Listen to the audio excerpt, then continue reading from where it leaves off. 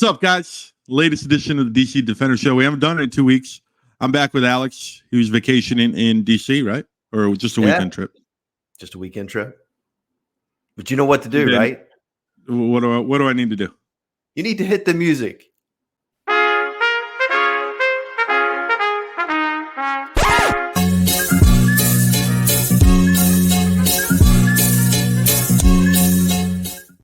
The DC Defender Show, postseason edition, number 1.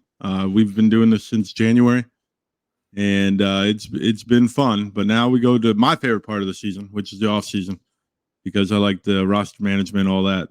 Bring out my inner Von Hutchins or Zach Potter. But we're not going to talk about Zach Potter on this day with the world getting ready for the championship. We're going to pay attention to the Renegades. Week 10, you were there. Lost 32-31, 1-point game again with the Renegades. What is it about the Renegades that really gives Greg Williams a fit? Like I don't get it, because it's the, like, when they saw San Antonio the first time, AJ Smith kind of punched him in the mouth and then he figured it out. He's kind of gotten better in second halves a lot of the games. But now we're looking at Arlington. This is the 4th time now, or 5th time, right? 2 times last year, 3 times, or 2 times this year, 4th time this year that we've seen a Bob Stoops offense, Chuck Long. What is it about this team that just gives Greg Williams fits? Yeah, it's hard to pinpoint one thing. I mean, I think, Luis Perez is interesting, because if this was truly his last spring football game, which there's a rumor that this may be it for Luis, I'm glad I got to see him play in person. And they did. They pulled it out 32-31. But I think when you go and look at, if you compare the Renegades and what they were able to do last Sunday versus us, they had somewhat of a running game. I think they rushed for 120 yards and threw for about 240.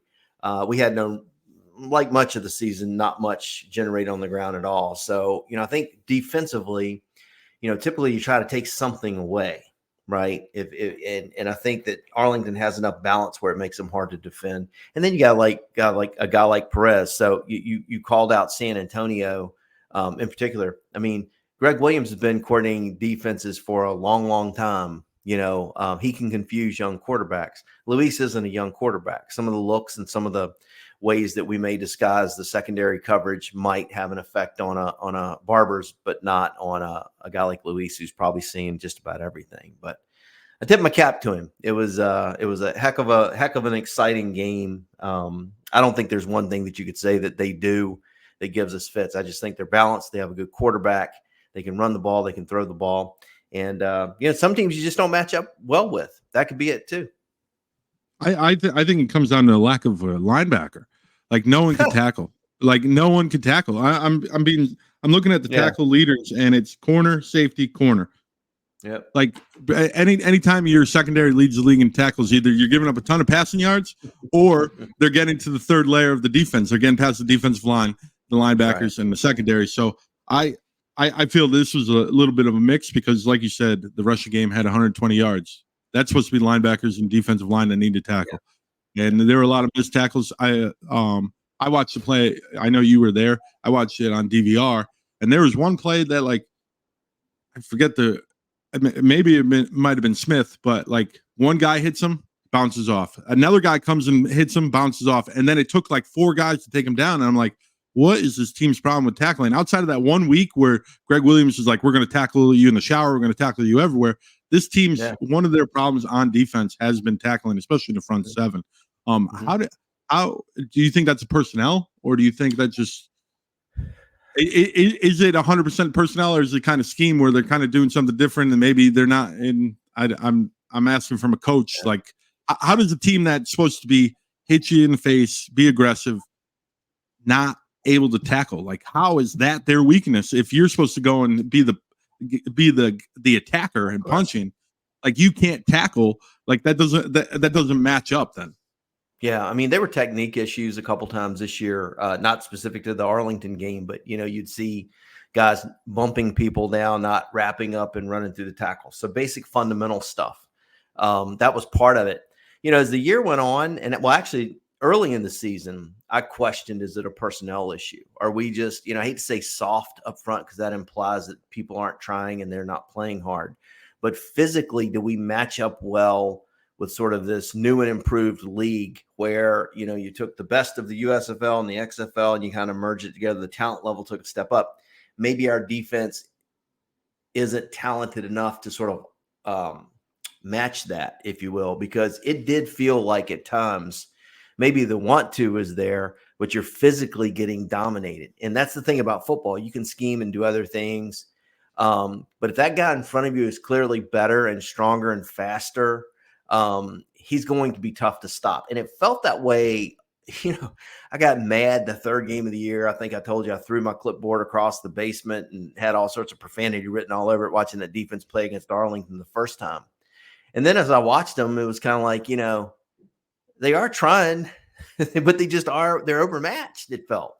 And, again, we gave up another 100 plus on the ground. And that was from about the fourth or fifth week on, we gave up 100 plus every game,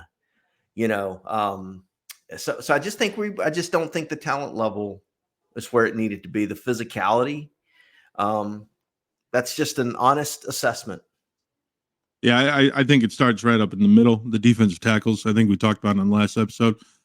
I think you can gut a defense. If you can control the defensive tackle, I think you're able to run the ball. And I don't think our defensive tackles performed. And I think we should have made a move there. I know a lot of people were talking that some of these guys should be considered for all UFL, but I just don't see it. Malik Fisher is the only guy on that defensive line where I'm like, okay, I'll take him definitely next year. The rest of them got to earn it all the way back. Malik Fisher, obviously they all got to earn it. Derek Roberson, another one that should be in the NFL, should have an opportunity. Yeah. But we don't have that problem in the secondary because Santos Ramirez is going to come over and clock you.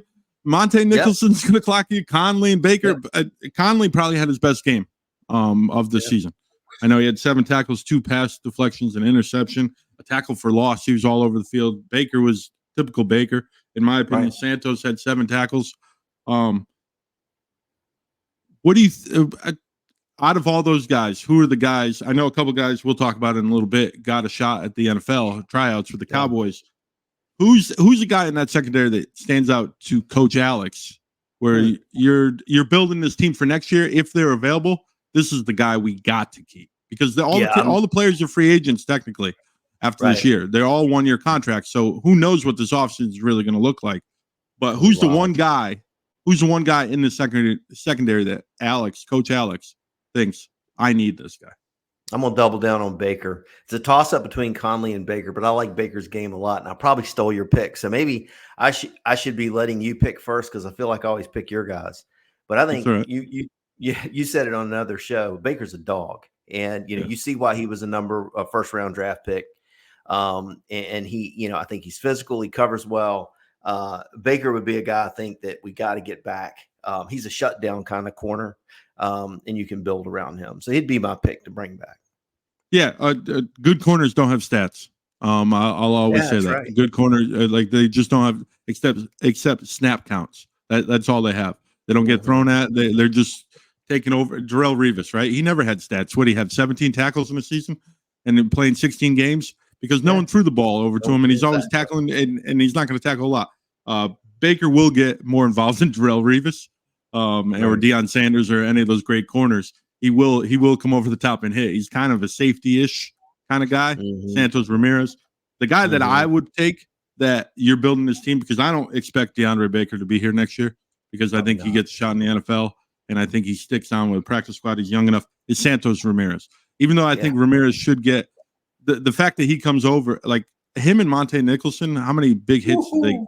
And with this defense, you have to be aggressive like that. Yeah. I just wish they could somehow turn into defensive linemen and linebackers, and then we would have no problem.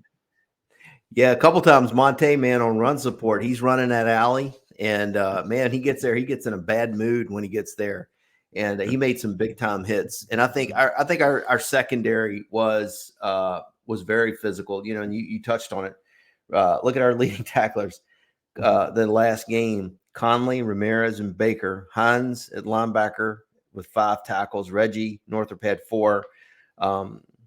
Yes, I mean Kelly's a sticker. He can play too. Monte Nichols. Yeah. Anyway, I know I'm rambling a bit, but I just wanted to go back. Momo Sanago is another one at linebacker. I think he's got a lot of upside. But we'll see what the offseason brings. But I think,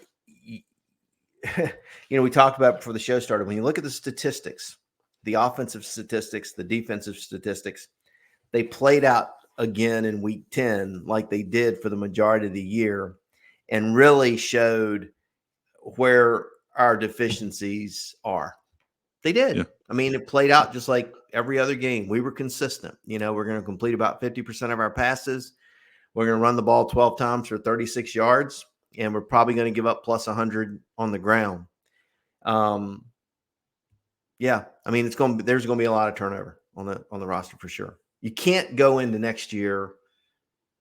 You had 10 games as your body of work. We are what we are. And obviously, if you look at this league, you have, I think, an elite team.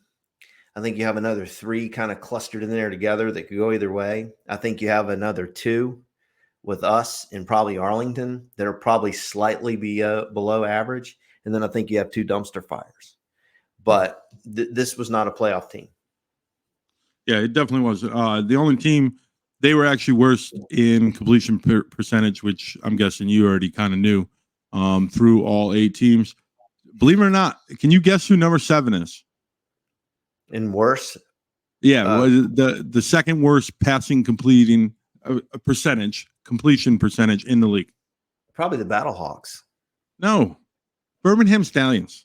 I was going to say Birmingham. That was too obvious. Too obvious. Too obvious. No, because you were setting me up. Before we move on. Let's talk about the commitment to run. We talked about this a couple weeks ago when they beat the Brahmas, they committed to run. When they anytime they won the game, they were committing to run, even if it was on an RPO and Tiamu took it. 12 total rushes. That has to be inexcusable. Like, first of all, you're able to run the ball a little bit against this defense. This defense isn't stout. They don't stop anybody on the ground. Like, that's the reason why they perform on offense. They don't perform on defense. Right. Why did we? I know our leading rusher was 7 carries for 31 yards. Cameron Harris, which is 4 yards a carry. Yeah. Why did we stop giving the ball to? And I get it. They kind of get in the flow in the game, but it just seems like we just stop calling running plays. We rely on Tiamu to call the running play instead of just designing a run that, hey, guess what? We're gonna give the wide receivers some time to collect their legs instead of them running 12 yards down the field and then coming back and doing it again. We're gonna try to pound the ball on first down to try to get it to 2nd and 6 because that's what he was rushing for, 4 yards of carry. It's not like Cameron Harris had a 29-yard game and the other 6 carries were for 2 yards. Right? Yeah. He was getting his 4 yards. Like, I just don't understand the lack of commitment of the running game. And as a coach, I want to know your opinion of why did they give up? You were there. Why did Fred Tice from underneath the tent say, you know what, we're done. We're done running the ball. Let's go try to outscore probably the best passing offense in the league. No, not going to happen. And then when you think that one of our scores, came on special teams when Chris Rowland had that wonderful kickoff return. I think Arlington did a good job of saying we're not going to allow you guys to run the football. You're going to have to beat us with the throw. And I think sometimes they can they being a defense, take you out of what you want to do running the football. I think that pure speculation. I called when I was coaching small college. I did call a couple of JV games as an offense coordinator, but I was never an offense coordinator at the college or pro level. So this is, I don't want to speak out of line here, but I can tell you from the experience I had even calling plays, sometimes you get stuck in a rut and you don't even realize you're in the rut. You know what I mean? And sometimes I wonder if it's like, Fred would go with it a little bit and they'd stuff it a play or two. And then it's like, oh, that's it. And like you never come back to it, or you get in the tendency of balls on the hash, running zone to the field on first down, and when you go back and look at your tendencies after the game on the play chart, you're like, holy cow, 65% of the time I'm going to the field running zone. It doesn't feel that way when you're caught up in the moment, but you are, and that's the only thing I can figure because a couple games this year it felt like it's not illegal to run the football. It's not a penalty to try to run the football. Yeah. Why don't we make some commitment to it? But, and again, I didn't go back and look at the tape. I watched it from the stands. I didn't want to go back and look at the tape. I just wanted to enjoy the memories of being at the game. But, I don't know. Maybe Arlington was giving them looks that when Te'amu came up, if there was a run called, he's checking out of it based on the numbers in the box or based on how they're shaded up front. I'd have to go back and look and see what they were doing. But I don't know. I don't have the answer, Webb. I think it's blind loyalty. I think it's troubled this team all year that they are loyal to their guys. They had a magical season last year, and they're trying to rekindle that glory. And this league got better, like by cutting the spring football community in from 16 to 8. And I know there's pop-up leagues all over the place, the IFA and all that kind of stuff. But go ahead, Webb. Go ahead and say it. What? European Football League. Go ahead. You can say European ELF. The ELF is great. Follow me on Twitter. I love it. I love it because it's very few Americans. I really don't need to know all the rest of the guys' names, except I learn them. So it's not like here where I remember Te'amu at Ole Miss and all. Like I don't have a history with any of them except like 4 players in every roster. Kind of like that. But merci beaucoup. Now my whole thing is I think there's a blind loyalty here for this team and roster building because you saw they didn't bring in a lot of guys from the outside, right? I know they added Deontay Anderson, but like in reality, outside of the guys they signed themselves, like DeAndre Baker, Conley, they didn't rely on the UFL draft, the super drafts, and all that to stock their roster. What? How many UFL guys did they have on the roster at the end of the season? Zero. I think. Thank you. And I'm not saying they need like my thing is they were reliving glory days. It's like some guy that was successful in high school, Al Bundy. I'll call it the Al Bundy syndrome. They score 5 touchdowns, right? And we're going to talk about it forever and ever instead of advancing and getting better. And he ended up in, there's no disrespect to shoe salesman, but like I don't want this Defenders team to be the shoe salesman of this league where they're just reliving the glory day of 2023. I just don't want this team. And I really think, and Reggie Barlow was on podcast today. I can't remember, First and something. It's a DC podcast. I will tweet it out. And he said they're gonna take they're gonna look on the roster, they're gonna relive the whole thing and try to get better. I know that's what you're supposed to say, and that's coach speak. And he did come across very coach speaking, like give the generic, Bland Anderson, we got to get better every day, 1% better. All those great coaching terms that I know, especially football coaches love to use. But I think they really are behind the 8 ball. When you look at the XFL division right now, if they keep these same 8 teams right now, I would say DC's in the worst spot. Probably. Like Arlington's. I know Luis Perez, it might be his last game, whatever. But Arlington, if you look statistically, Arlington was better than DC. No question. In my power rankings, I actually had Arlington higher too. Because if you go back and look at Arlington's year, I did not. I would not do that. I would not do that. Never. I would never do that because 4 and 6, 3 and 7 is 2 different things. They had a strange year though. That 3 and 7 could have been 6 and 4. They found ways to lose some crazy games, including game 3 to us. I think they were much tougher out. They weren't Birmingham. I'm sorry, they weren't Memphis or what's the Houston. other one? Houston. Yeah. They weren't those. Yeah, good. And so right now in your power rankings, right? You have them at 6, DC. Yeah. And I have them at 5. I have them at 5, but the gap between 5 and 8, 5 and 7 to me, and 5 and 4. I think they're closer to 7 than they are to 4, if that makes sense. Oh, absolutely. They are closer to bottoming out. Yeah. So I think this is a critical offseason for Reggie, Vaughn, and staff. And do they make changes with coaches, all that kind of stuff? I'm not sure. I'm not. I would bring him back. Me personally, I know we've been critical of the entire organization. I would bring Vaughn back because I do believe in them. I just think the success last year has led them to believe that they had it all figured out and they were behind the 8 ball the entire time. And I think if they take a real serious look at the organization and go, okay, this is where we need to get better, and they actually go get people, have competition for Jordan Te'amu. Obviously, you did not have any faith in any other quarterback besides Te'amu. And I love Tiamo. I personally like him. I think he fits well in this league. I think he can be successful. But then you got to get the other parts. If you're gonna stay loyal to Tiamo, then you need an offensive line that can protect. You need a running back. Like you need wide receivers to stay healthy. Talk about wide receivers before we get on the championship. It's nice to see the Smith brothers in action.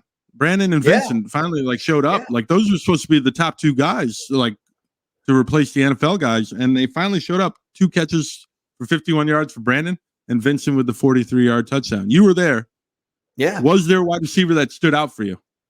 Well, it's funny because with Vincent Smith, when we first got there, we were invited to a autograph deal down on the in the end zones while they were warming up. We stood along the rope, and Greg Williams came over and talked. Very nice guy. Jordan came over and signed, and to see him interact with the fans, just a tremendous guy. All the guys came over, very given of their time. But when we first walked over, the first player and the only player that was over there was Vincent Smith. And we stood against the rope, and he signed my daughter's shirt and, all that cool stuff. And then it's kind of neat when we're up in the stands and he caught the touchdown pass. And I'm like, look, there's a guy who signed your shirt. Watch him going for a touchdown. So before we get back to the football, I will say that a game at Audi Field, if you didn't go this year, you should. It's special. They do a great job. The support staff there from a DC standpoint, they really very much like the same feel we had in the USFL. Like they appreciate you being there. They want you there. They appreciate your dollar. They treated us first class with that event free T-shirt. I'm wearing mine now. Got the long sleeve tee. Just, they just treat you so good when you're down there. But it was getting back to football. It was good to see the Smith guys. One last thing I do want to say too before we get off the subject. We have been critical of these guys at times, and they're pros. They're getting paid to play, and it's goes with the territory. But I think the one thing that struck me going to that game last Sunday that was very powerful. Now, I know you follow the European League. I follow the Canadian League. So, I've got from now until Thanksgiving. But we are very lucky to have the UFL. Very fortunate to have yet another season of spring football opportunity for the coaches and the players and all these guys. That's what it's ultimately all about. And then the entertainment value for the fans, that we have something now, from April that takes us. The season's too short. That's the biggest problem I have with the league. It needs to be 15, 16 games, not 10. It goes too quickly. But at the end of the day, with the merger of the leagues and all the crap and the petty rivalries between the leagues, the fact our season didn't go like we wanted it to go, to have spring football, to have this league, 3rd year in a row, really, for spring football, the USFL 2 years and this year, very lucky. And at the end of the day, that's what really matters. Sorry for the long-winded ramble. I had to get that off my chest, though, because I'm sitting in the upper deck at Audi Field saying, this is great. We are 4-5, soon to be 4-6, but I'm watching spring football, and I'm watching these guys chase their dreams. This is what we wanted. This is what we wanted. So that's awesome. That's awesome. Next year, I'm going to try to make it up to DC. Yeah, and that wasn't a shot at you. You got a little bit farther drive than me. I feel that you're spot on. Like the fact that we have football all year round. I'm not even talking about the ELF or the CFL, but we have American football that these guys are like. We'll talk about it right now. Liam Fornadell, Matthew McCrane, DeAndre Banker, Garen Conley, all have had tryouts. Yep. And I don't know if Conley and Baker would have a tryout without this league, because they've been kind of out of football. The 1st-round draft picks. The Dallas Cowboys brought them in almost immediately, and they can't sign until after Sunday. So we really don't know the outcome. But the fact that 2 kickers from this league, the kicker from the Battlehawks, his name is escaping me right now, and McCrane, they both are in there. The best moment of the entire weekend, I don't know if you picked up on it, the post game with Wade Phillips. Yeah. And Hakeem Butler walks by and he's like, I'm going to tell everyone in the NFL. And he's already kind of agreed to a Carolina Panthers deal, supposedly. Yeah. So the fact that this league is there, and for these guys to get on to practice squads, guys like Turpin, Aubrey, I can't agree. I can't disagree with you at all. You Right. spoke it so eloquently, and I That's what I'm appreciate. here for. Yeah, I appreciate the poet. Yeah. I Yeah. that is known as Coach Alex. The Chris So Blewett of co-host. yeah, Chris Blewett, the Chris Blewett. Talking about Chris Blewett, he's got a big game this weekend. He's in the championship game for the second consecutive year. Yep. Actually, talking about another Mahler's kicker, Ahmed Rami is in the NFL again, or tryouts. So this league obviously provides opportunity because that guy was only here for like a cup of coffee or two. Right. Going to the championship game preview. We're going to do it real quick. I'm going to do it more on polar opposites. That's my plug. But we want to hear the Coach Alex's kind of opinion. I'm going to go first and say Brahmas 23, Stallions 12. Wow. And I think there is trouble in paradise with the Stallions since week 8. Since week 8, Adrian Martinez, outside of a little running, which hasn't really been going great, kind of looks like a guy that took snaps for the defenders. He kind of looks like that guy, percentage-wise, and running. When he's held to under 40 yards, 30 yards, like that's not enough for them. I think there's trouble. If Michigan has Bryce Perkins, Michigan is in the championship. It's as simple as that. They could not put them away. They jumped on them, and that defense kind of was all right, Birmingham. But I think San Antonio's got something here because when you look at the position groups, and that's kind of how I based it, I can't pick out a weakness for San Antonio. And that's my like offensive line, great. Wide receivers, they're deep. Running backs, hello, they've got 2 great running backs. Yes, Garbers goes out. Dormady is serviceable. Defensive line, hello, they sack everyone. They only gave up 153 points all season, so that's 15 points a game. I'm saying Birmingham doesn't even get that high. I think it's 23-12. That's 35, which the over and under is 42.5. So it's looking like it's supposed to be an under game. There's only one team that completed a higher percentage than San Antonio, and they were at 63.9%. Can you guess that team? Wow. No, it's not Birmingham. It's St. Louis. It's St. Louis. Yeah. San Antonio gave up, I think, the second least amount of sacks out of the entire league. Like, this team is so good, and Lovett and McFarland are healthy. Yeah, Kirkland's healthy. If Garbers is healthy enough, that offensive line is good. That means their offense will be better than what it was, and that's been their biggest struggle. And the defense has been lights out, and that's Wade Phillips' baby. I think they figure out a way to sweep the Stallions, and we can just go away from this Stallion dynasty. But I know you're on the opposite side. You're a USFL homer back from 1981. You remember 83. I just want to let everyone know that was the year I was born. But your thoughts on this championship game? I just feel like third down is going to be the biggest down, and I know that is very cliche, but I think San Antonio is very good on third down. I mean, Birmingham's very good on third down, converting third down. San Antonio is, I think, the best on third down stoppage. I think you got an aggressive offense coordinator, which I hope that doesn't play a part into it, where he tries to be the smartest guy in the room. I think you have a great offense coordinator on Birmingham. Skip is so perfect usually. I think you have question marks on the defensive side for Birmingham because I want to see their defense. It's not Chavis over there. Chavis was a great game caller. They seem to figure out some things against Michigan and slow down Michigan and ended up winning. Your thoughts on the game? I'm sorry, I went way too long. No. That's listen. I'm not going to disagree with you because if you recall, about 2-3 weeks ago, going into the last week of the season, I predicted San Antonio could win the game week 10 and host the championship, but I call San Antonio beating St. Louis. Go back and look at the film. I called it. I think St. Louis is a pretender. I think they find a way to lose and choke in big games. That's what they do. We're talking about the championship here. We're talking about the championship. Stop with the obsession of Anthony Beck and that arch.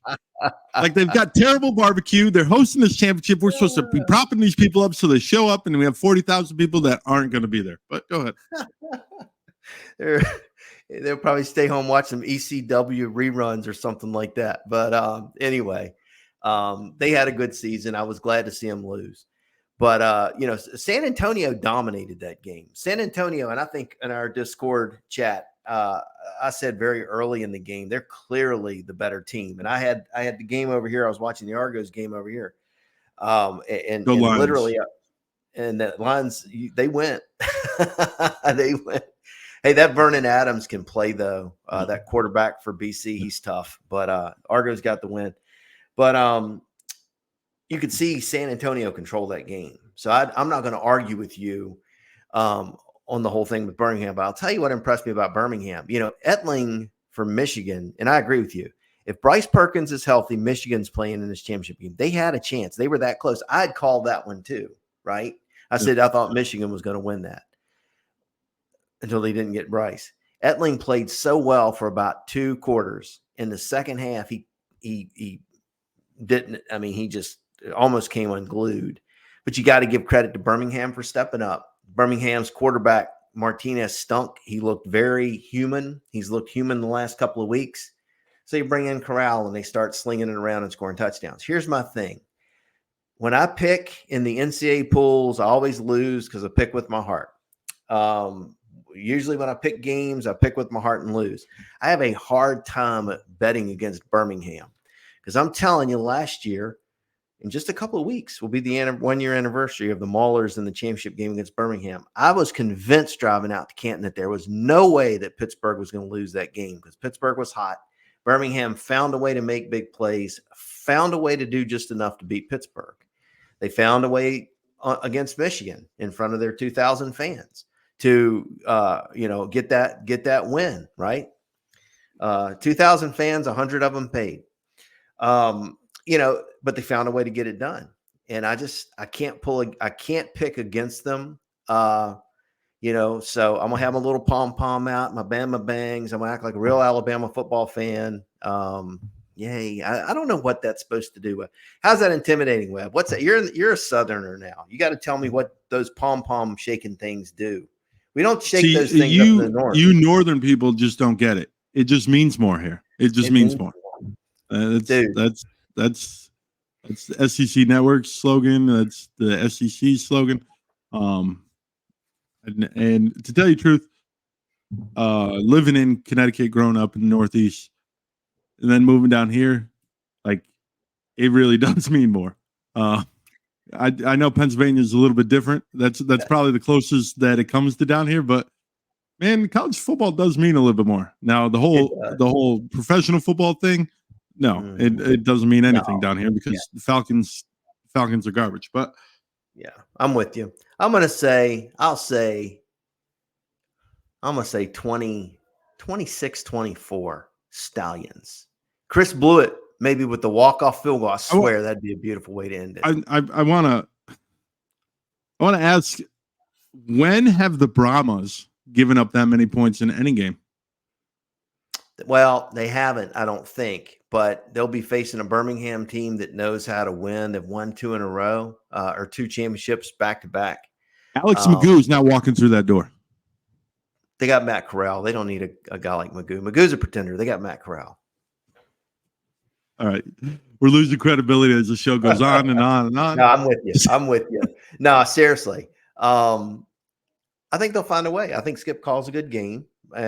He's seen San Antonio now. I mean, these are some good football coaches in this league too. I mean, that's the thing. Like,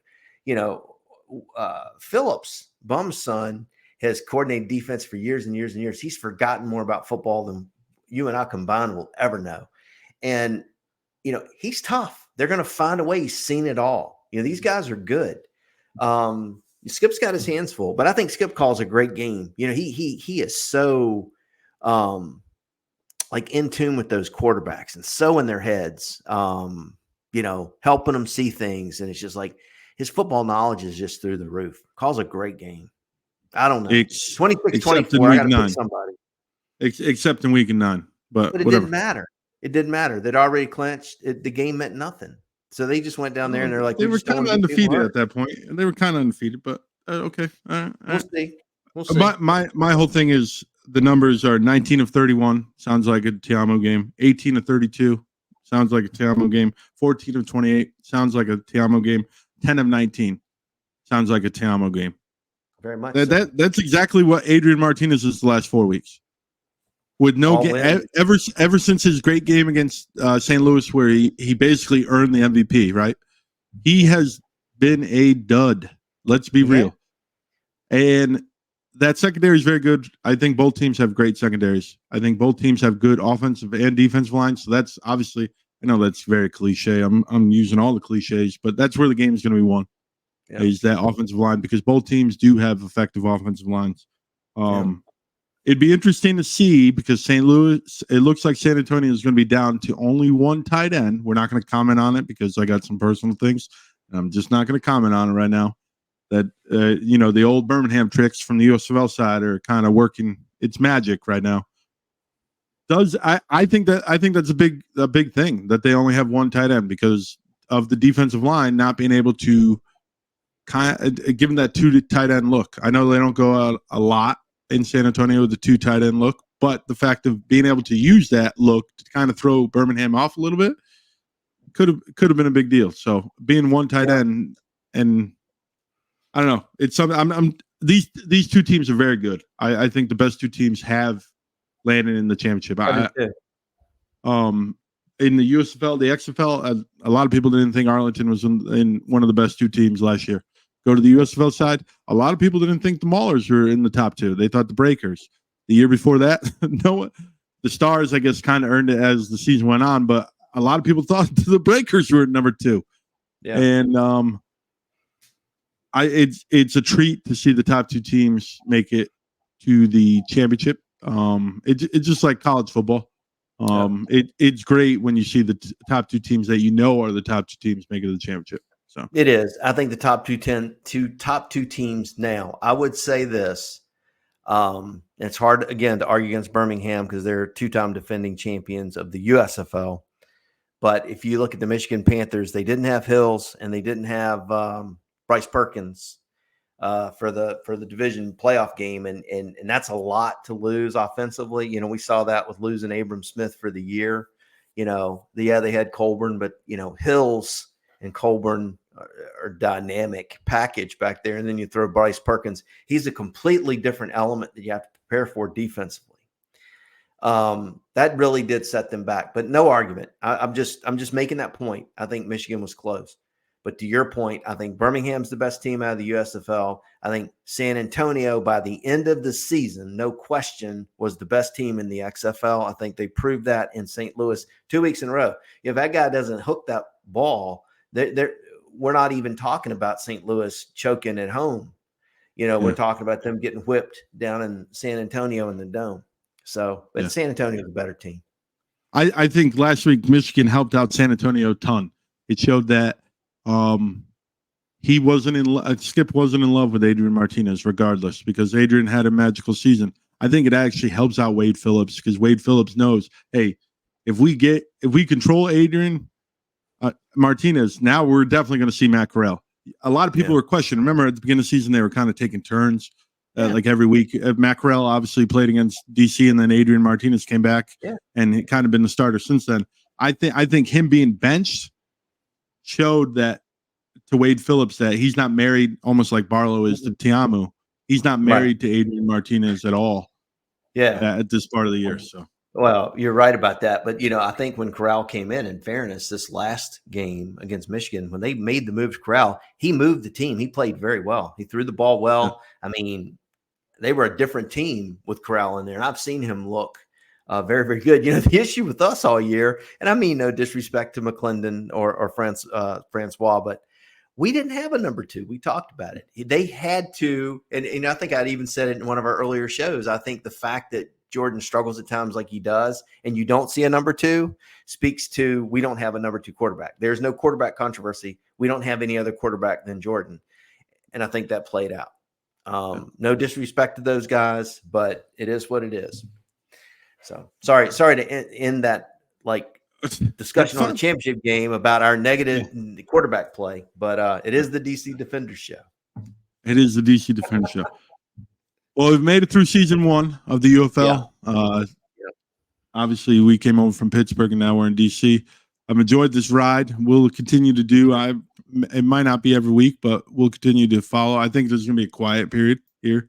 We got a lot of things planned on the United Football Media to stay tuned to. But I think maybe next week we'll come on if there's some news and do another show. But maybe dissect the season, kind of peel it back. I know we've kind of beaten it to death a bit, but maybe we can dig in a little bit more. But I do want to say this: as it wasn't what we expected as fans, certainly not what the coaches and players expected, but it was still a fun year. There were some exciting times watching this team. You go to Audi Field, you see the excitement, you see the kids interacting with the players and all that. Class organization all the way, class act. Just wasn't the year that we wanted, but that doesn't mean that, it's not where you start, it's where you finish. And there's a lot of work to do. We know who we are. I'm sure these coaches who are very good football men know what they need to do. And I'm already excited about what 2025 will bring. Definitely. All right, Alex, you want to do your final sign off for the regular season? Oh man, God, it went too fast. The whole season just flew by. I can't believe 10 weeks. We got the UFL championship game to look forward to. But until our next visit,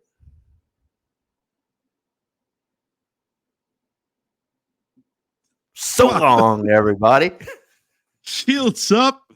Webb and Alex out.